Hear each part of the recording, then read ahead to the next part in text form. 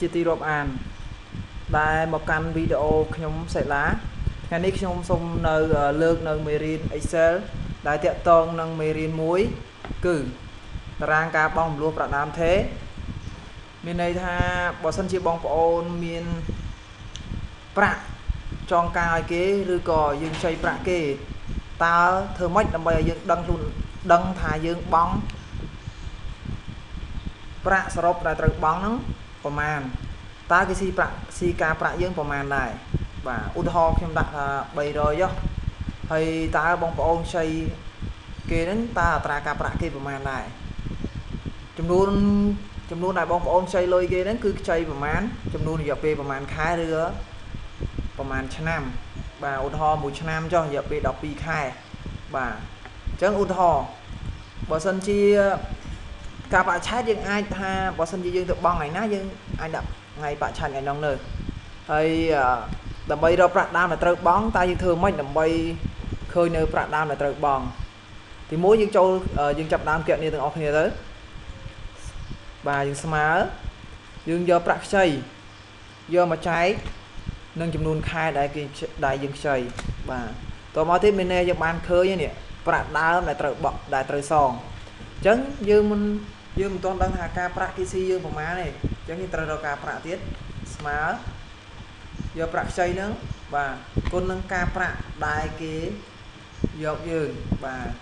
ខ្ញុំ enter ទៅបាទឃើញការប្រាក់បន្ទាប់មកទៀតប្រាក់សរុបដែលត្រូវបង់អញ្ចឹងមានន័យថាយើងស្មើយកប្រាក់ដើមដែលត្រូវបង់ហ្នឹងបូកនឹងការប្រាក់បាទតោះមកយើង enter ទៀតបាទបន្ទាប់ពីយើងបានដឹងហើយថាប្រាក់ដែលយើងសងគឺប្រាក់ដើមដែលត្រូវសងគឺ$25អញ្ចឹងប្រាក់ដែលនៅជំពាក់តើយើងនៅជំពាក់គេប្រមាណទៀតយើងខ្ចីគេតែ$300ទេអញ្ចឹងវាមានន័យថាដើម្បីរក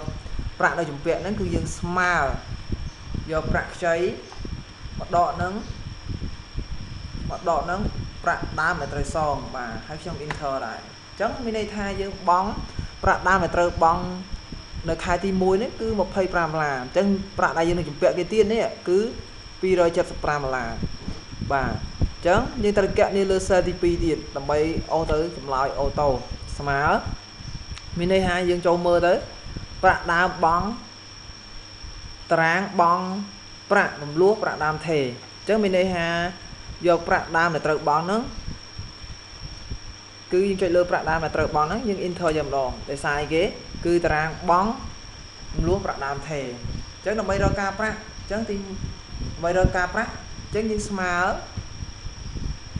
យកប្រាក់ដែលនៅជំពាក់នេះព្រោះយើងបានសងគេ$25វគ្គមុនហើយមួយខែទី1អញ្ចឹងយើងយកប្រាក់ជំពាក់ហ្នឹងគុណនឹងអត្រាការប្រាក់ទៀត3%ទៀតបាទអញ្ចឹងចុច3%នេះគឺកន្លែងនេះគឺយើងណូតទុកគឺយើងចង់ I4 ហេតុអីបានយើងចង់ I4 កុំឲ្យតិន័យយើងធ្លាក់បើសិនជាយើងអូសមក cell ទី2គឺតិន័យយើងគឺខុសដោយសារគេគឺកន្លែងនេះគឺមានតួអក្សរបាទអញ្ចឹងត្រូវចង់ I4 បើចង់ I4 ហើយយើងត្រូវចុច enter យកតែម្ដងអញ្ចឹងមានន័យថាការប្រាក់របស់យើងគឺខែទី2គេស៊ីបានតែ$8.25សេនអញ្ចឹងចុះអា2000លុយខ្មែរដែរបើគិតជាលុយខ្មែរអញ្ចឹងដើម្បីសរុបនៅប្រាក់ដែលត្រូវបង់នៅ cell ទី2ទៀតយើងស្មើយកប្រាក់ដើមដែលត្រូវបង់ហ្នឹងបូកនឹងការប្រាក់ហើយយើង enter ទៅបាទបន្ទាប់មកទៀតបន្ទាប់ពីយើងចង់ដឹងថាប្រាក់ដែលយើងនឹងជំពាក់ហ្នឹងយើងបង់អាន2ខែយើងនឹងជំពាក់ប្រហែលបាទបើគិតទៅមុតឃើញដែរបាទឃើញ250នេះស្មើ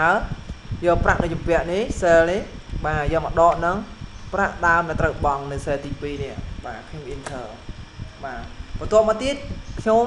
ចាប់ផ្ដើមអូសដើម្បីអូសលេខឲ្យអូតូនេះដើម្បីឲ្យឃើញចម្លើយនៅ cell ខាងក្រោមទី1ទី3ទី4ទី5នេះឲ្យអូតូនេះអញ្ចឹងខ្ញុំចុចមកឆ្វេងណាជាប់ម